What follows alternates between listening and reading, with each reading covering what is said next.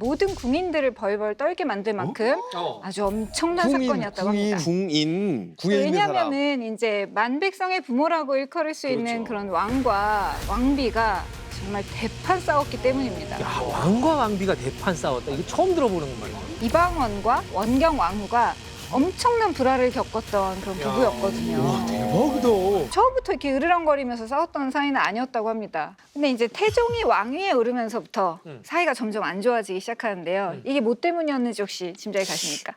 왕위에 오르면은 그쵸 후궁, 그치, 첩. 첩, 또 바람이 뭐 이런 사람들을 이제 뽑잖아요. 네, 태종은 이제 여러 후궁들을 두면서 또 이 여러 자손을 이제 만드는 것이 결국은 왕권 강화를 위해서 도움이 된다 이렇게 생각을 했기 때문에 후궁을 결국 많이 들였다고는 기록에 나오는데요. 저는 이게 사실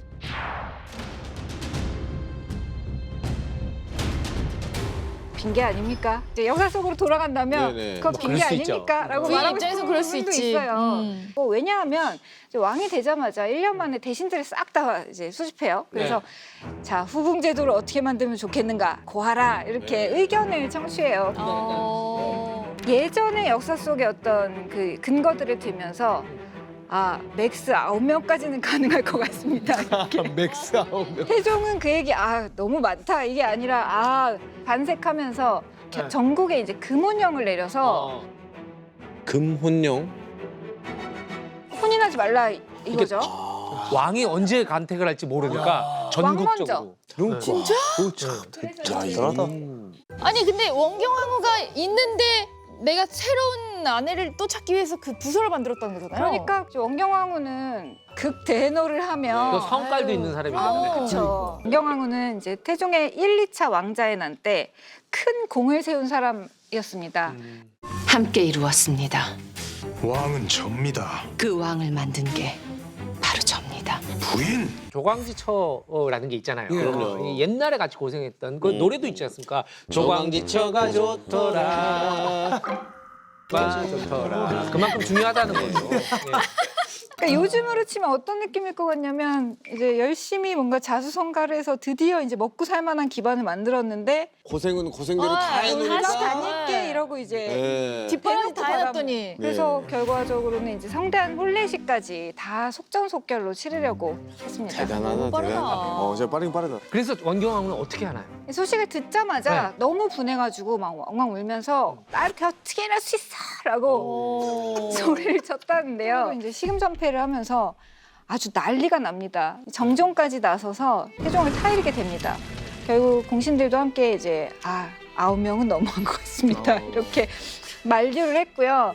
결국 그래서 태종이 이제 가래색을 폐지하긴 하지만 그 여자 좋아하는 그 꿈틀꿈틀 이 욕구는 네. 맞아요. 이렇게 쉽게는 단번에 하지 사라지지 말라고 누가 안 않았겠죠? 하겠어요. 그렇죠. 네. 본능적인 게 좀 그래. 있으니까. 1년 만에 네. 이제 9명이라는 정원을 다 채워서 와 1년 안에 또 다 채웠어요. 그거를? 이것도 분명히 아까 맥시멈이라고 그랬는데 다 했습니다, 다. 1년 만에 다 채웠어요. 다 채우래. 꼭 안 맥시멈. 채워도 되는데. 이제 결과적으로 어떻게 했냐면 태종이 가까이 했던 그런 궁녀들한테 직접 벌을 주기도 하고요. 원경왕후가 네. 아, 지금 원경하고가 약간 그 타임머신이 있다고 하면 가서 좀 말릴 것 같아요. 그 이쪽은 상대방은 킬방울이잖아요. 그렇죠. 원경왕후의 그 남동생들이 다 죽임당해요.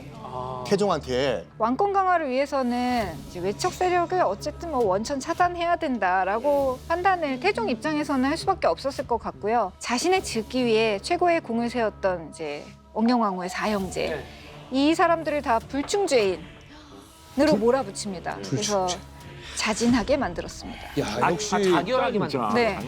뭐 공식적으로는 왕과 왕비니까 결국 이것이 불손하다 이렇게 뭐 이야기될 수밖에 그렇긴 없고 하죠. 예. 이 때문에 폐비의 위기까지 와, 근데 가는 가엾다, 상황이 진짜로. 되는데요. 다행히 뭐 이제 세자도 있었고 뭐 그 주변에서 이제 안 됩니다. 폐비까지는 안 됩니다. 이렇게 말리는 대신들의 반대로 폐비까지는 이제 당하지 않았지만 참 굴욕적인 상황이 이어집니다. 네. 뭐냐면 태종이 이제 내명부를 다스릴 여인을 간택하겠다 이렇게 하면서 태종 11년 들어서 한 명의 빈과 2명의 애첩을 둔다. 1빈 2잉이라는 이제 빈허제도라고 하는데요. 이 제도까지 또 추가로 만듭니다. 맥스 9 플러스 대단하시네. 1빈 2잉 이렇게 됩니다. 티오가 다 차지 않았나요? 그러게요. 9명 다 찬 것 티오가 같은데? 찼죠. 근데 참 티오가 참은 뭘 하면 되는 줄 알아요? 뭐요? 티오를 늘리면 돼요. 와, 와. 그런 방법. 그걸 왕이니까. 왕이니까. 그러네. 이런 상황이니까 너무 화병이 나서 그렇죠. 남편이 원경화후는 이 일이 있은 지 이제 9년이 지난 1420년 56세, 56살의 나이로 세상을 뜨게 됩니다. 병명은 암이겠죠. 화병이 화병. 화병. 정확하게는 사실 말라리아 걸려가지고 떠난 걸로 되어 있습니다. 그래요? 진짜요?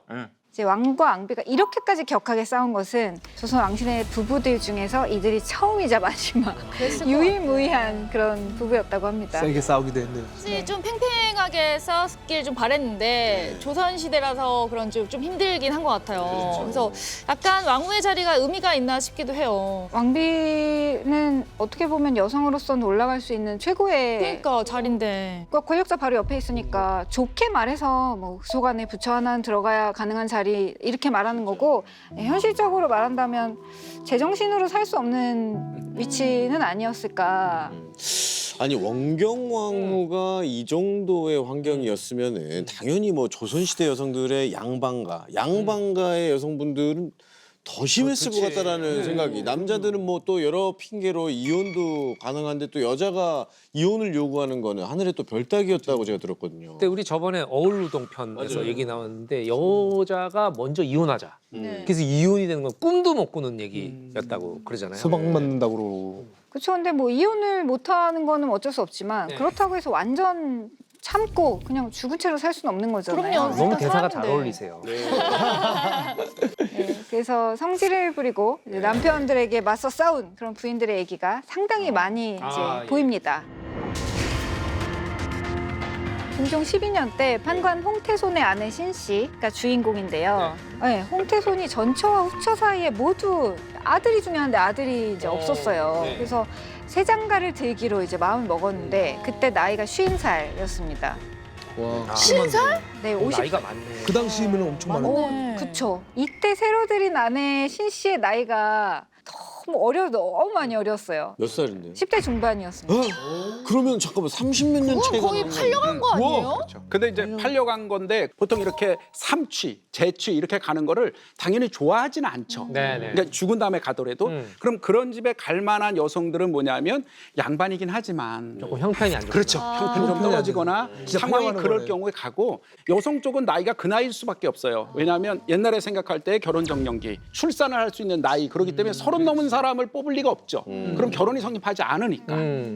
그래서 어쨌든 결과적으로 이제 결혼을 하긴 했는데 이 아저씨가 너무 못생긴 겁니다. 아, 나이도 많은데 못생기기까지. 주변에서 이제 이 여성을 놀리기까지 할 정도였는데요. 야, 꽃다운 나이에 그렇게 못생기고 늙은 남자랑 결혼해가지고 어디에 같이 잠이나 자겠니? 이렇게. 야. 그래서 결과적으로 이제 신 씨가 홍태손을 정말 매일같이 달달달달 볶았다고 합니다. 네. 뭐라고? 야, 너는 얼굴도 추하고 나이도 많고 기력도 없는데 뭘 믿고 감히 나랑 결혼을 해가지고 나를 초라하게 만드냐. 야, 너 빨리 죽어! 이렇게 했다고 합니다. 그 이후로 7년 동안 아예 동침을 하지 않았다고. 동침은 안 하고 달달달달 볶으니까 네. 결국 이 소식이 사원부까지 들어갔고요. 결국 중종은 이혼을 선고를 해줬습니다. 오. 이제 그나마 이제 다행이긴 하다. 다행인데요. 네.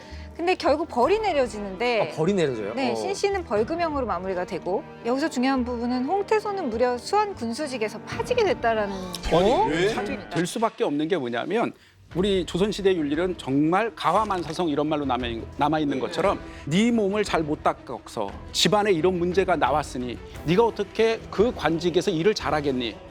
누가 봐도 그거는 사실 사임권이 된다고 할 수 있죠. 네, 부부 사이에 서로 공경해야 된다라는 삼강오륜의 가르침, 그리고 여성은 투기를 해서는 아니 된다라는 칠거지약이 팽배했던 조선시대인데요. 아무리 또 이런 부분들이 제도적으로 여성의 어떤 사랑과 뭐 이런 감정들을 막고 있었다고 하지만 원치 않는 결혼을 하고 또 부조리한 첩제도가 있는데 어떻게 분노하고 싸우지 않을 수 있었겠습니까? 사랑은 숨길 수 없다 이런 말이 있죠. 저는 사랑이 있는 곳에는 싸움도 숨길 수 없다 이렇게 생각하고요. 조선시대도 결국 뭐 지금과 크게 다르지 않다 이런 생각이 들었습니다.